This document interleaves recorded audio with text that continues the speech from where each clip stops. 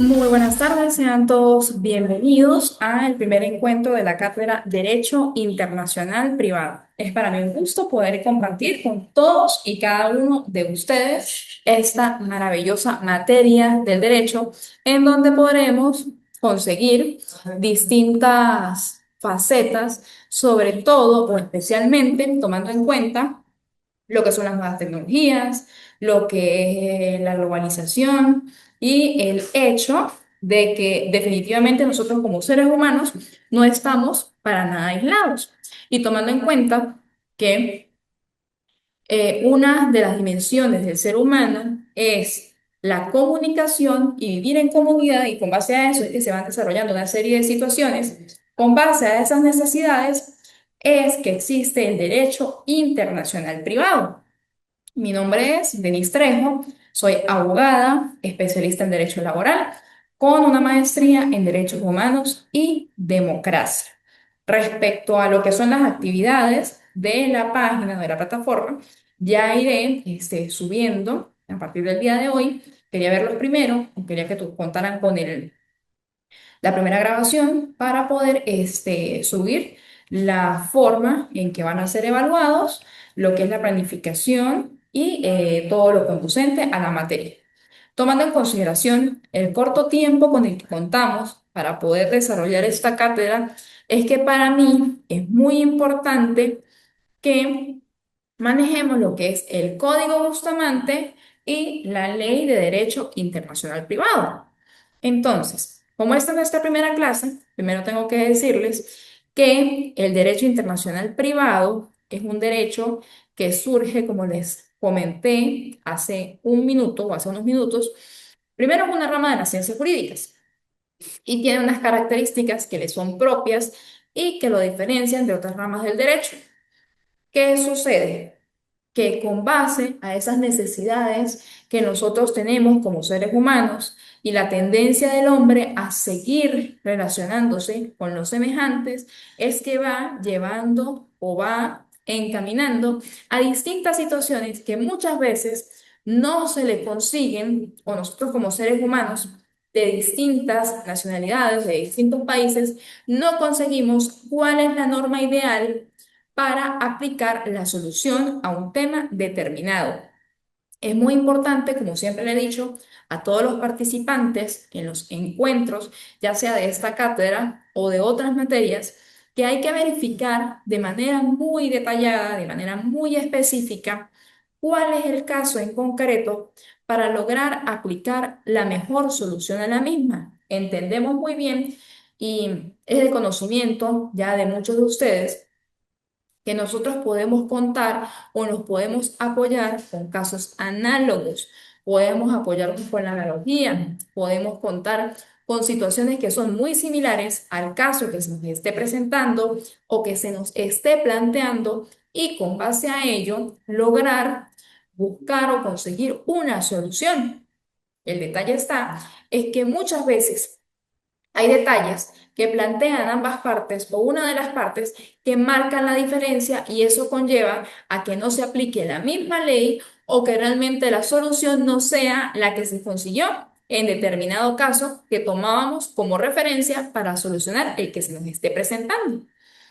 Entonces, lo que genera el derecho internacional privado son las distintas situaciones, relaciones y necesidades que tienen los seres humanos, sobre todo tomando en cuenta que con el avance de las tecnologías, el avance de la sociedad, podemos celebrar diversos negocios jurídicos o actos jurídicos con otros ciudadanos de otros países.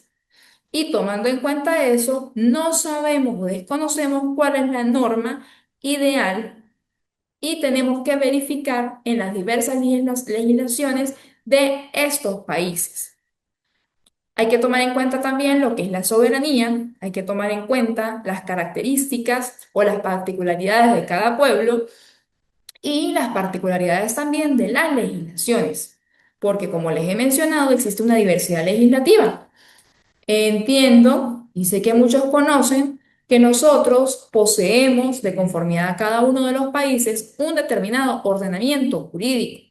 Ese ordenamiento jurídico me establece una serie de normas y También no podemos dejar de lado que a nivel internacional existen normas comunes para distintos países de conformidad a la ratificación, perdón, la suscripción y ratificación de los tratados, de los convenios, de los acuerdos. Pero no siempre todos los países suscriben y ratifican los mismos acuerdos y tratados o convenios, y aunado a ello muchas veces son suscritos pero no son ratificados. Y si no son ratificados, no son aplicados a determinados países. Además, otro de los detalles es que muchas veces los países se reservan la aplicabilidad de alguna cláusula o de alguna norma. Y si se reservan su aplicación, quiere decir que no se puede aplicar al caso en concreto. Por ende, es tan importante la existencia del derecho internacional privado y la Ley de Derecho Internacional Privado conjuntamente con el Código de Bustamante que les acabo de mencionar. Entonces, al existir esta relación jurídica que toca la esfera legislativa, por lo menos de dos estados, hay que tener un problema o una situación en donde tenemos que determinar cuál es la ley que se va a aplicar al caso determinado. Por ejemplo, cuando un extranjero cualquiera, puede ser un italiano, un mexicano, un portugués, un español, viene a Venezuela y desea contraer matrimonio. La primera pregunta es, ¿puede ese extranjero casarse entre nosotros? ¿Cuál ley habrá que regular su capacidad para contraer ese vínculo en caso de que le fuera permitido el contraerlo? ¿Y cuál ha de ser la ley que regule la forma del matrimonio? ¿Qué ley hay que regular el fondo de esa unión matrimonial? Un extranjero nacional de un estado donde no existe el divorcio, pongamos por el caso de un español, podrá divorciarse entre nosotros. ¿Se aplica en este caso la legislación venezolana o la legislación nacional del extranjero?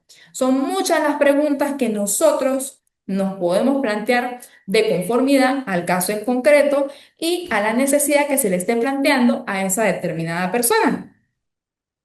Por ende, vuelvo e insisto, es muy importante la existencia de este derecho.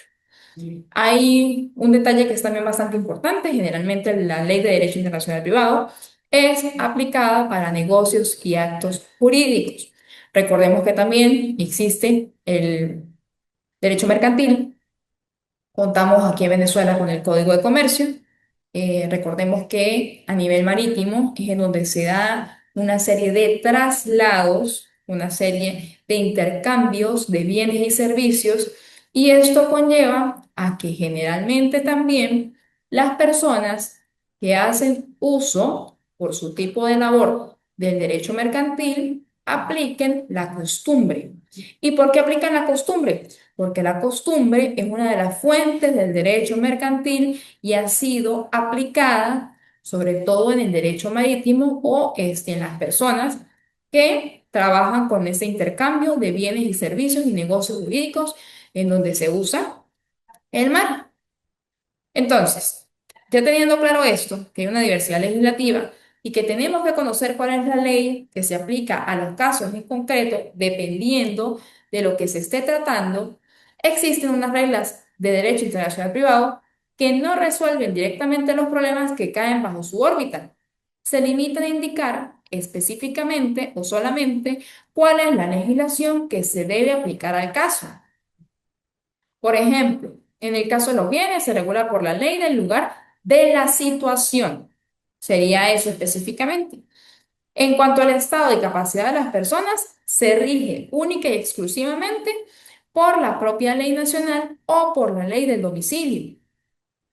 Que la forma de los actos está sometida a la ley del lugar de la celebración. En otras palabras, locus regit actum. Son, pues, reglas formales que limitan su acción a indicar cuál es la ley sustantiva o material aplicable a esa determinada situación jurídica. Y estas normas pueden ser completas o pueden ser incompletas.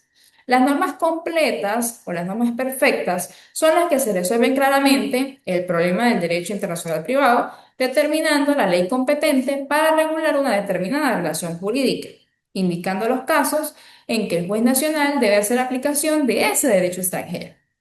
Las incompletas o imperfectas son las que fijan el límite de vigencia de la ley nacional sin indicar los casos en que la ley extranjera deba ser aplicada.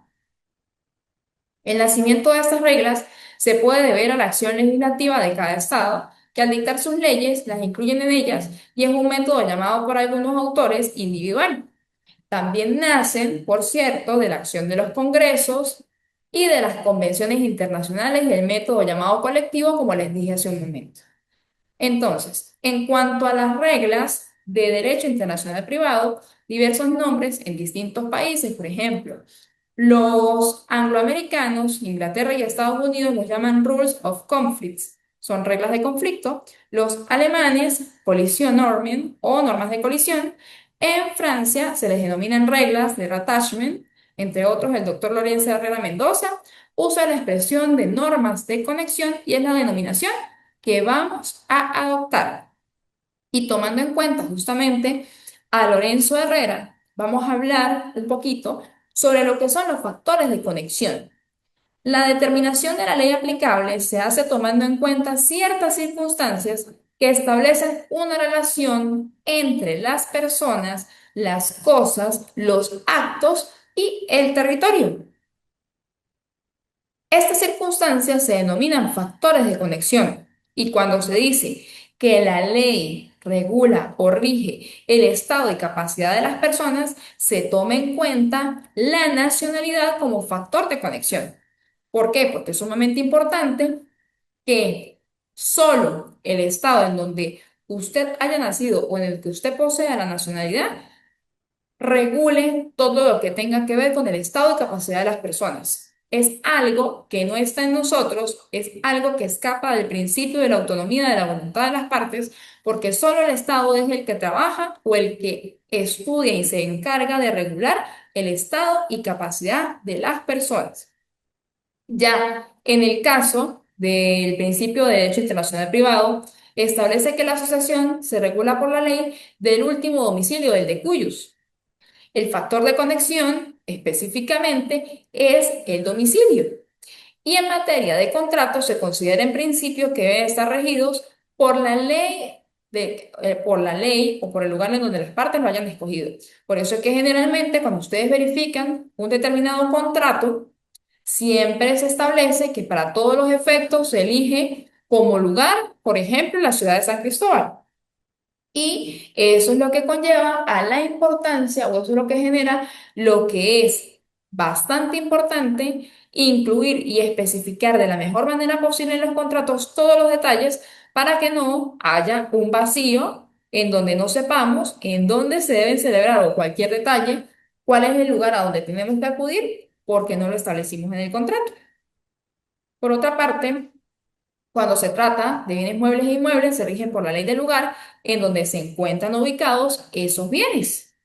Es la situación la que se toma en cuenta como factor de conexión.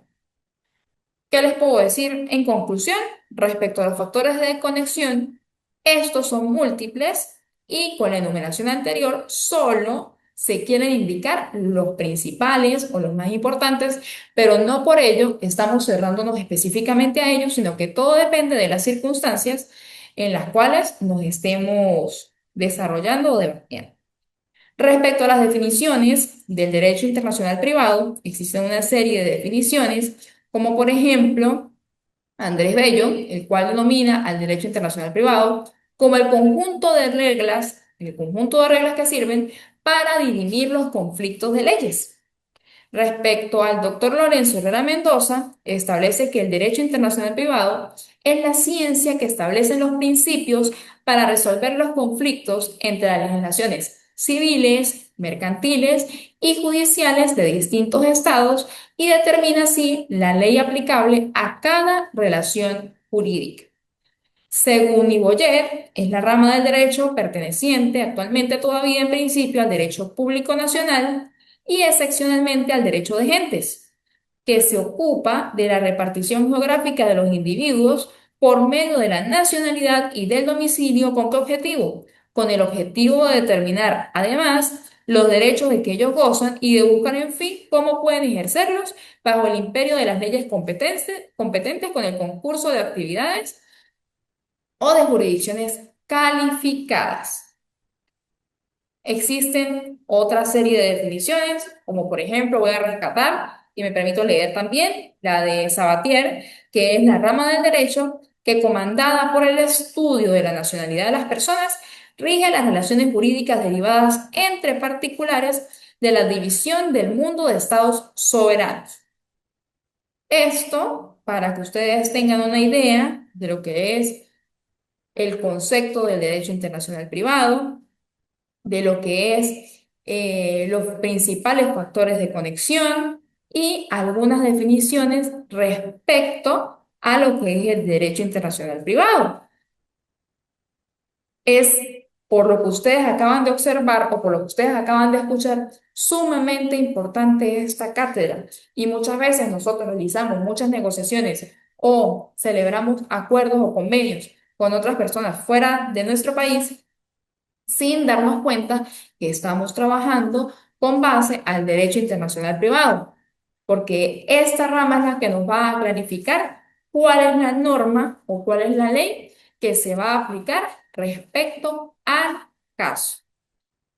En cuanto al fundamento del derecho internacional privado, bueno, hay distintos criterios. Se sostiene que su base está en el consentimiento de los estados, por cortesía, por interés, por reciprocidad y tomando en cuenta Savigny, en la comunidad jurídica de los estados, Gita, en la comunidad jurídica del género humano, estas son nociones que han de ser estudiadas más a profundidad para saber cuál es el fundamento.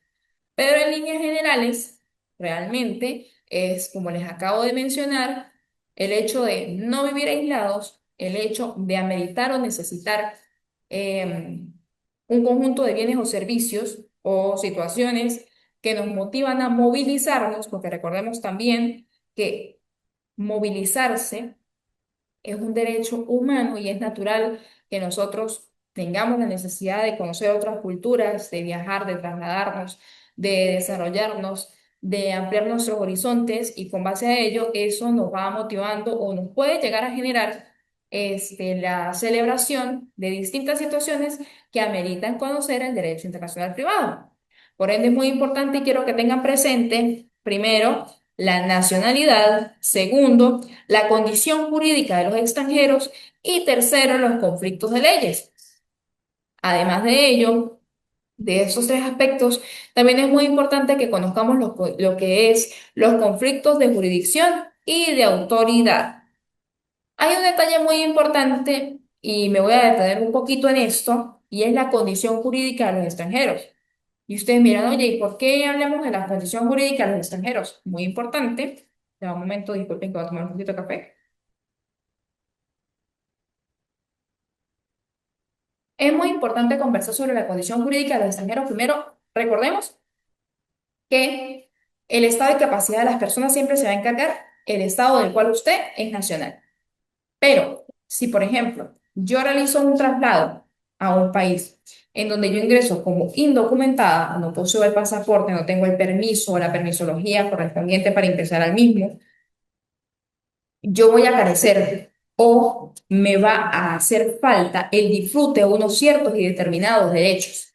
El hecho de que yo ingrese como indocumentada me va a sustraer o me va a restar o me va a limitar al momento de yo ejercer determinados derechos humanos, que aunque yo como ser humano, como persona que goza de la dignidad del ser humano y que debería disfrutar de todos los derechos porque son universales, porque son interdependientes, porque son indivisibles, el hecho de yo ingresar a otro país sin documentación hace que muchas veces yo no tenga derecho a la documentación. Puede generar que en determinado momento, si llego a tener hijos en ese territorio, esos niños pueden quedar sin una nacionalidad. No voy a disfrutar muchas veces de lo que es el derecho al trabajo, y puede estar expuesta incluso a situaciones de explotación, de esclavitud. Puede que ingrese a estudiar, pero lamentablemente, por la situación generada ante la inexistencia de una documentación, me limita o me prohíbe tener una certificación o la titulación respecto a lo que yo estudié. También, en el caso de la salud, en el caso del derecho a la vida, puede que yo acuda a cualquier centro asistencial y aunque no deberían ser, muchos lugares han determinado que hay personas que ingresan a algunos lugares y no son atendidos solo por el hecho de no ser de ese país. Si nos vamos al derecho al trabajo, volviendo al tema del derecho al trabajo, hay un aspecto muy importante y es también que puede que a usted la reciban en ese lugar y tenga el título del país de origen, pero al momento usted de prestar ese servicio, le van a pagar muchísimo menos o no le van a reconocer el título que trae de su país de origen o simplemente el porcentaje del personal extranjero va a ser mucho menor que obviamente el porcentaje de las personas nacionales. Entonces, por ende, es muy, muy importante la condición de los extranjeros en estas circunstancias. Ahora bien, habiendo dado este pequeño repaso, o este pequeño abrebocas de lo que es la cátedra, para mí es importante compartirles un poquito sobre la Convención sobre el Derecho Internacional Privado o Código Bustamante. Esta fue celebrada en La Habana el 20 de febrero de 1928. Los países integrantes y los presidentes de las repúblicas que participaron en la misma fue Perú, Uruguay, Panamá, Ecuador, México, El Salvador, Guatemala, Nicaragua, Bolivia y Venezuela, Colombia, Honduras, Costa Rica, Chile, Brasil, Argentina, Paraguay, Haití, República Dominicana, Estados Unidos de América y Cuba. Y allí, en cuanto a lo que es la normativa, eh, las repúblicas contratantes aceptan y ponen en vigor este código. Las disposiciones no son aplicables entre las repúblicas contratantes y entre los demás estados que se dieran a él en la forma que más adelante se consignan. Cada una de las repúblicas contratantes, al ratificar el convenio, puede declarar que se reserva la aceptación de uno o varios artículos, que fue lo que les mencioné hace un momento, no aplicar un artículo porque se lo reservó. En cuanto a la entrada en vigencia o en vigor en las repúblicas que los ratifiquen, se genera es a los 30 días del depósito y estas ratificaciones se deben depositar en la oficina de la Unión Panamericana. En cuanto a los estados o personas jurídicas internacionales no contratantes que deseen adherirse a este convenio y en todo o en parte al código anexo, lo notifican a la oficina de la Unión Panamericana, que una vez lo comunicará a todos los estados, hasta entonces contratantes o adheridos. En cuanto a las modificaciones, cualquier república americana ligada por este convenio que desee modificarlo en todo o en parte, debe presentar proposiciones correspondientes a la Conferencia Internacional Americana para resolver lo que proceda. Y si alguna de las personas jurídicas internacionales contratantes o adheridas quisiera denunciar el presente convenio, debe notificar la denuncia por escrito a la Unión Panamericana. En cuanto al registro de los estados, las oficinas, según lo que establece en el convenio, llevará un registro de las fechas y recibo de las notificaciones en cuanto a las rectificaciones, adhesiones y denuncias. Y los plenipotenciarios firman el presente convenio y ponen el sello de la sexta conferencia internacional. Ya de lleno, con lo que es el artículo 1 del Código de Derecho Internacional Privado, el artículo 1 me establece lo que es la condición jurídica de los extranjeros. Y los extranjeros que pertenezcan a cualquiera de los estados contratantes gozarán en el territorio de los demás de los mismos derechos civiles que se concedan a los nacionales. Eso quiere decir que toda aquella persona que pertenezca a uno de los países de los estados contratantes va a gozar de los mismos derechos civiles. Recordemos que los derechos civiles son aquellos derechos que se encuentran clasificados o englobados dentro de la primera generación de los derechos humanos. Y cada estado contratante puede, por razones de orden público, rehusar o subordinar a condiciones especiales el ejercicio de ciertos derechos civiles a los nacionales de los demás y cualquiera de esos estados puede en tales casos rehusarse o subordinar a condiciones especiales el mismo ejercicio a los naturales del primero. En cuanto al artículo 2, establece que los extranjeros que pertenezcan a cualquiera de los estados contratantes gozarán en el territorio de los demás de garantías individuales idénticas a la de los nacionales, salvo las limitaciones que en cada uno establezcan la Constitución y las leyes. Las garantías individuales idénticas no se extienden, salvo disposición especial de la legislación interior, al desempeño de las funciones públicas, al derecho de sufragio y a otros derechos políticos. Tomemos en cuenta que solo las personas nacionales o las que han cumplido con un proceso ante la oficina migratoria son las que, al cabo de un tiempo y cumpliendo determinados requisitos, tienen derecho al sufragio, el derecho al voto, a elegir a su gobernante. Y recordemos también que en general, o en su mayoría, los extranjeros no tienen por qué inmiscuirse en asuntos políticos o que tengan que ver con todo este ámbito, también por temas de seguridad y defensa de la nación.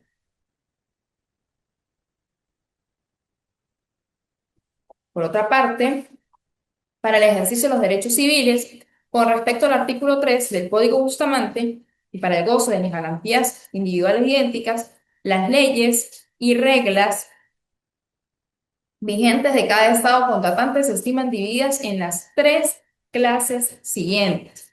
Ojo con esto: las que se aplican a las personas en razón de su domicilio o de su nacionalidad y las siguen aunque se trasladen a otro país, denominadas personales o de orden público interno.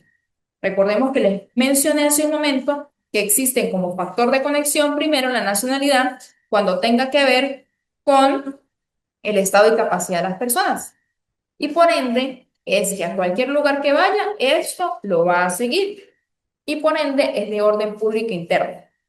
Como segundo, son las que obligan por igual a cuantos residen en el territorio, sean nacionales, denominadas territoriales, locales o de orden público internacional. Y tercero, las que se aplican solamente mediante la expresión, la interpretación o la presunción de la voluntad de las partes o alguna de ellas, denominadas voluntarias o de orden privado. Y aquí es en donde predomina el principio de la autonomía de la voluntad de las partes, que es en donde se puede llegar a celebrar una serie de acuerdos, de convenios, de contratos, en donde por el intercambio de bienes y servicios y teniendo esa libertad con base en nuestra voluntad de celebrar determinadas situaciones, siempre y cuando no tenga que ver con el estado y la capacidad de las personas, sino intercambio de bienes y servicios. Por otra parte, el artículo 4 establece lo que es el orden público, los preceptos constitucionales sobre orden público internacional. En cuanto al artículo 5, todas las reglas de protección individual y colectiva establecen o establecidas por el derecho político y el administrativo son también de orden público, salvo el caso de que expresamente se dispongan en ellas lo contrario.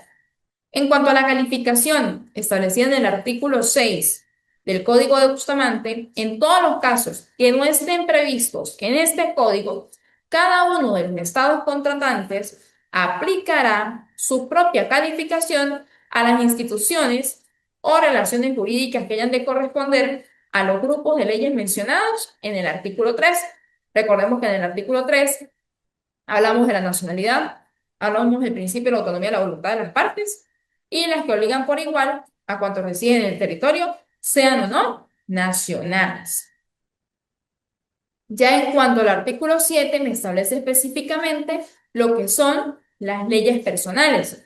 Cada estado contratante aplicará como leyes personales las del domicilio, las de la nacionalidad o las que haya adoptado o adopte en lo adelante la legislación interior. En cuanto al artículo 8, establece lo que son específicamente derechos adquiridos fuera del territorio nacional. Entonces me establece lo que son el amparo de las reglas de este código, tienen plena eficacia extraterritorial, o sea, fuera del territorio, en los estados que son contratantes del mismo. ¿Salvo qué? ¿O cuál es la sección? salvo que se opusiera a alguno de sus efectos o consecuencias, una regla de orden público internacional.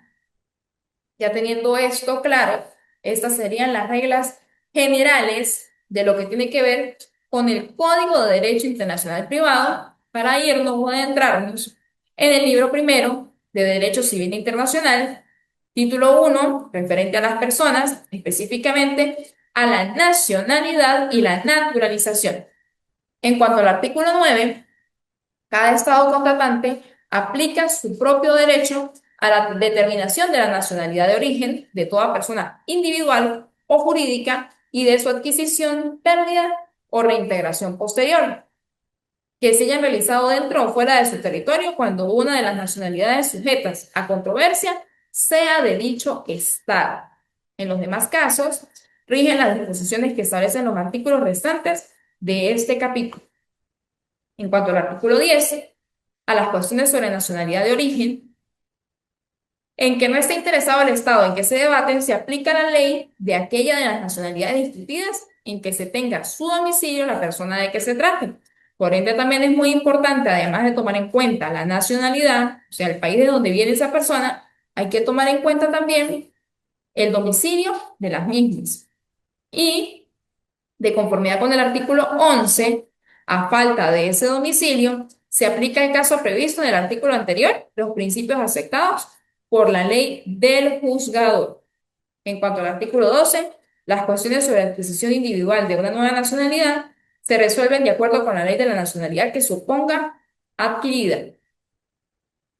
En cuanto al artículo 13, respecto a lo que son las naturalizaciones colectivas, en el caso de la independencia de un Estado, se aplica la ley del Estado nuevo.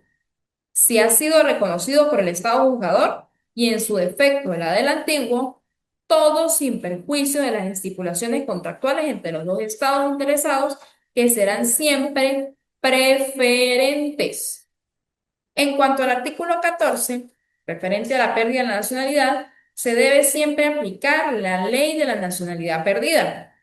Y el artículo 15 establece la recuperación de la nacionalidad y se encuentra sometida a la ley de la nacionalidad que se recobra.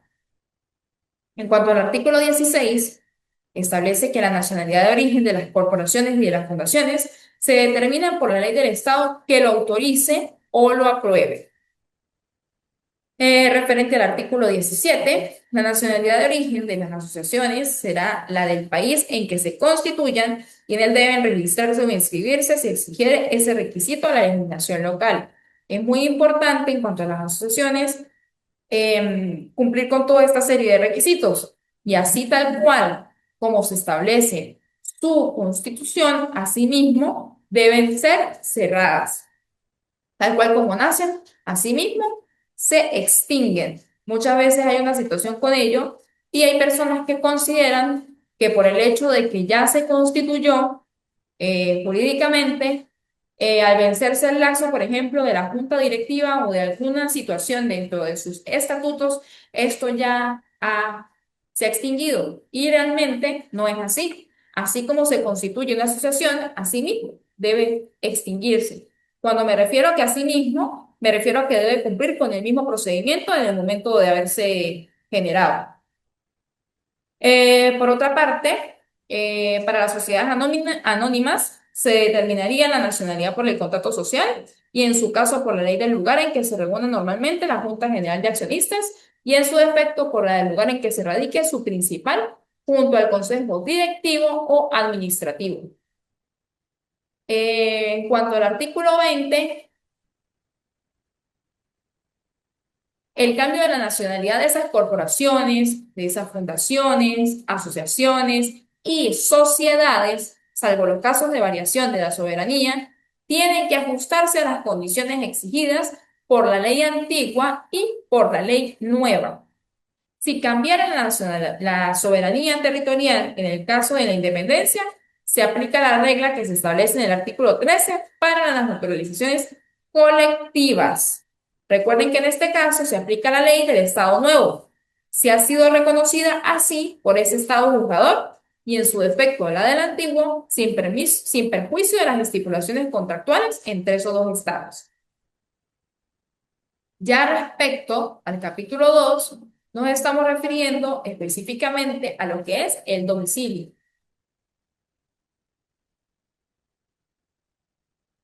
En cuanto al concepto, adquisición, pérdida y recuperación del domicilio en general, y en especial de las personas naturales o jurídicas, se debe regir siempre por la ley territorial. Esto es lo que establece específicamente el artículo 22 de este código. En cuanto al artículo 23, el domicilio de los funcionarios, de los diplomáticos y el de los individuos que residen temporalmente en el extranjero por empleo o comisión de su gobierno o para estudios científicos o artísticos será el último que hayan tenido en su territorio nacional.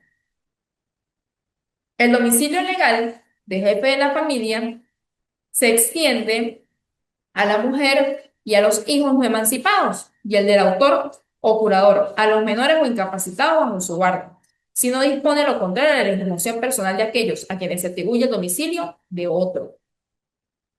Las cuestiones sobre cambio de domicilio de las personas naturales y jurídicas se resuelven de acuerdo con la ley del tribunal si fuera uno de los estados interesados y en su defecto por la del lugar en que se pretenda haber adquirido el último domicilio.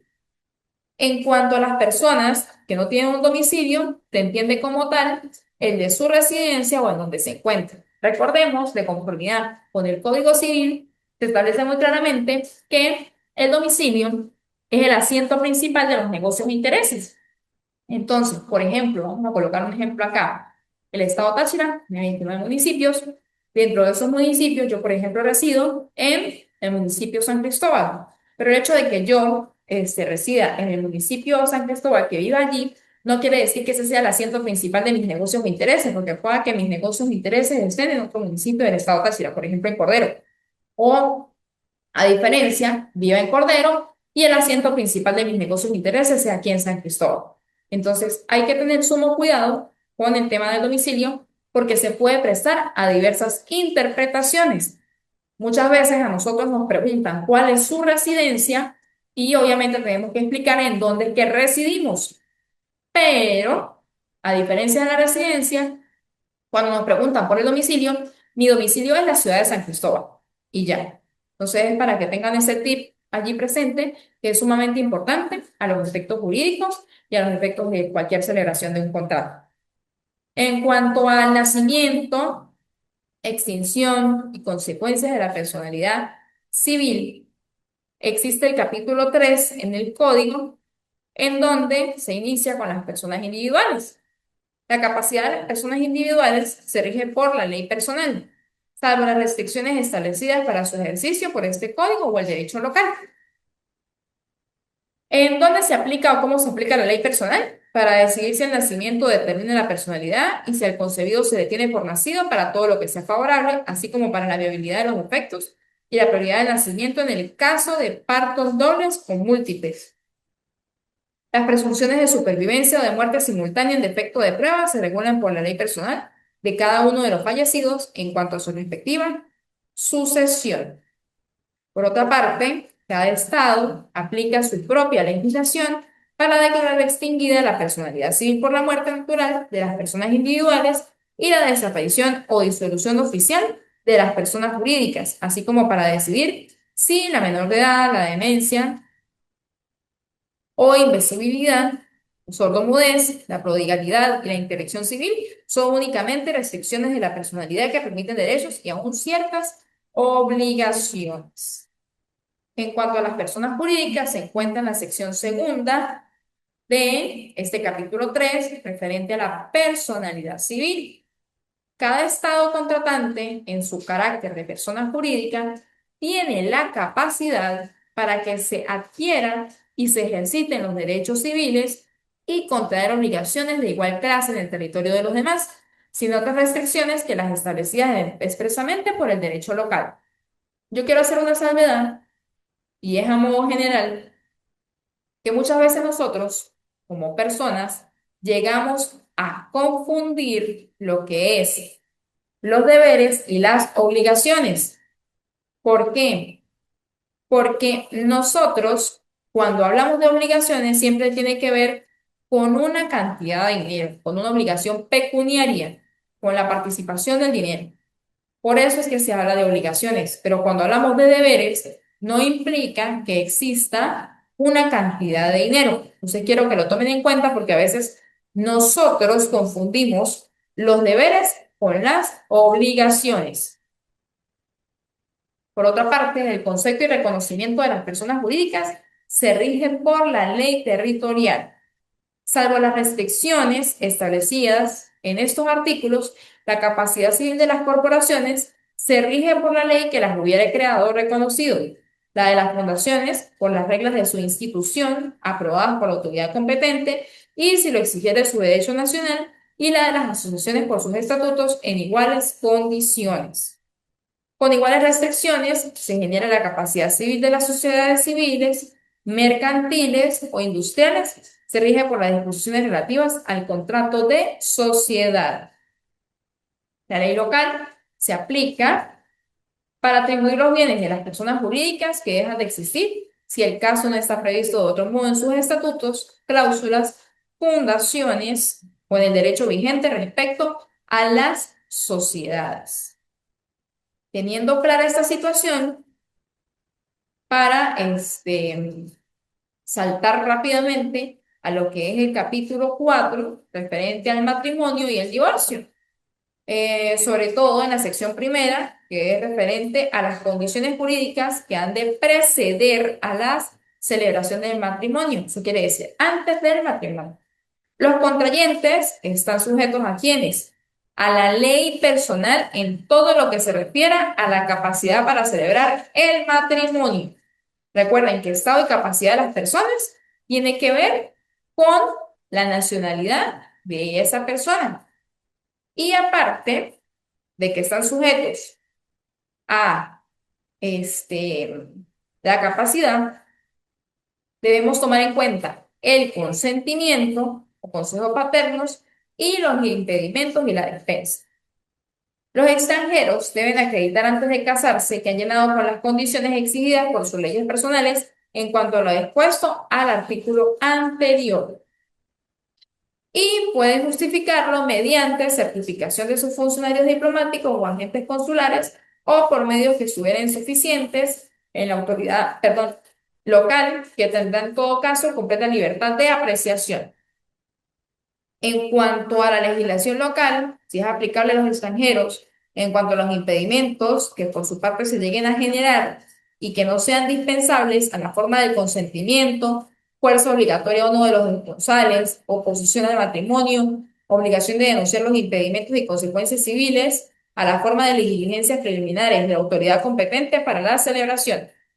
El artículo 39 establece también lo que es una indemnización por promesa de matrimonio. Se rige por la ley personal común de las partes y en su defecto por el derecho local. La obligación o no de indemnización por la promesa de matrimonio incumplida o por la publicación de proclamas en igual caso.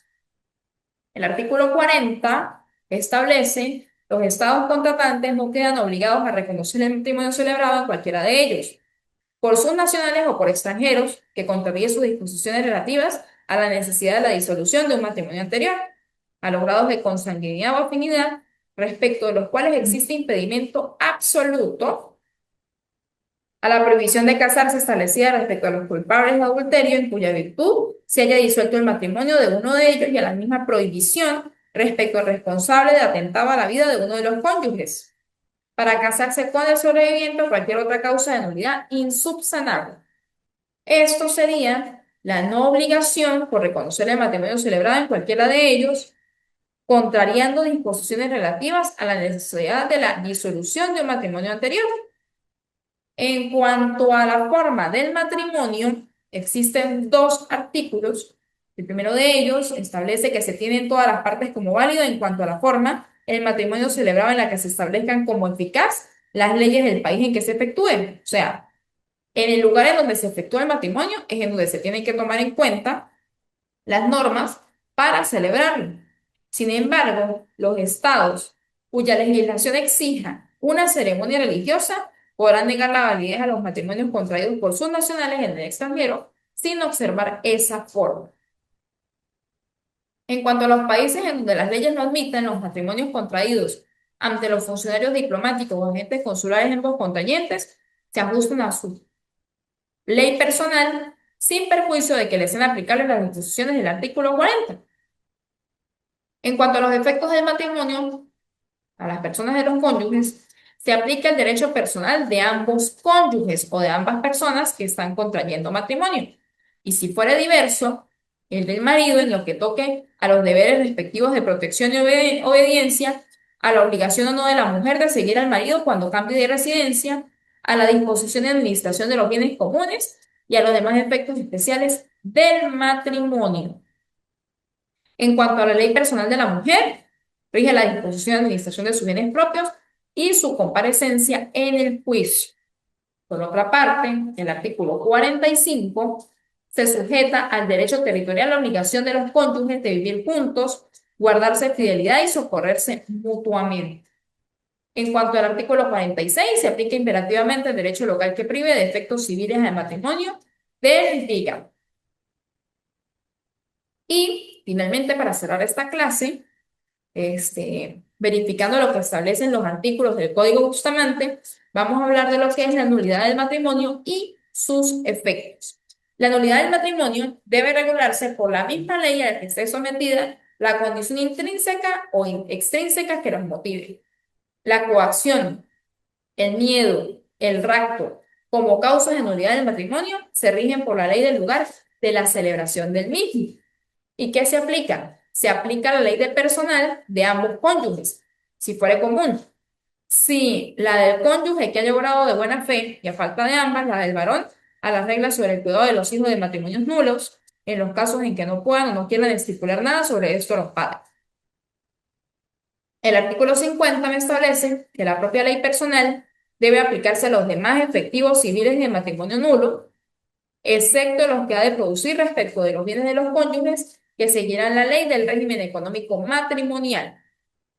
Y el artículo 51 son de orden público internacional las reglas que señalan los efectos judiciales de la demanda de nulidad. Quedaríamos en el artículo 51, en esta clase de hoy. A partir de la próxima clase estaríamos desarrollando lo que es la separación de cuerpos y el divorcio, referente a lo que es el matrimonio de cada una de las personas de conformidad o con base en derecho internacional privado. Hay un ámbito que quiero también compartir, que es la patria potestad. En cuanto a la propiedad, a los bienes, también quiero que toquemos esa parte, la comunidad de los bienes y otros detallitos por allí para que no quedemos por fuera con la ley de derecho internacional privado. Para mí ha sido un gran gusto compartir con todos y cada uno de ustedes. Sé que es un poco apresurado dar la clase así, pero el articulado del código es bastante extenso y no quiero que dejemos de lado la Ley de Derecho Internacional Privado, que fue publicada en Gaceta Oficial número 36.511 del 6 de agosto de 1998, y es la ley que, bueno, que creó el Congreso de la República de Venezuela en su oportunidad para resolver todas estas situaciones en donde existen dudas al momento de elegir cuál es la legislación o cuál es el artículo más idóneo para aplicar a la situación o al caso en concreto.